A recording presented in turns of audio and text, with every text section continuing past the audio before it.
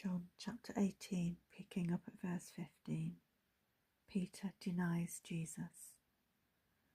And Simon Peter followed Jesus, and so did another disciple. Now that disciple was known to the high priest, and went with Jesus into the courtyard of the high priest. But Peter stood at the door outside.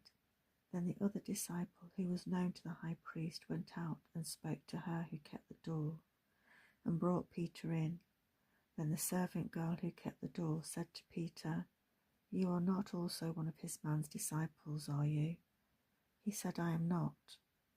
Now the servants and the officers who had made a fire of coals stood there, for it was cold, and they warmed themselves. And Peter stood with them and warmed himself.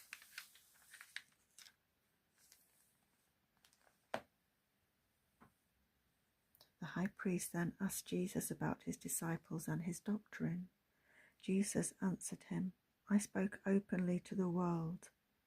I always taught in the synagogues and in the temple, where the Jews always meet, and in secret I have said nothing. Why do you ask me? Ask those who have heard me and what I said to them. Indeed, they know what I said." And when he had said these things, one of the officers who stood by struck Jesus with the palm of his hand, saying, "Do you answer the high priest like that?" Jesus answered him, "If I have spoken evil, bear witness of the evil, but if well, why do you strike me?" Then Annas sent him bound to Caiaphas, the high priest.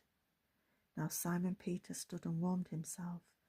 Therefore they said to him, "You are not also one of his disciples, are you?" He denied it and said, "I am not." One of the servants of the high priest, a relative of him whose ear Peter cut off, said, "Did I not see you in the garden with him?" Peter then denied again, and immediately a rooster crowed.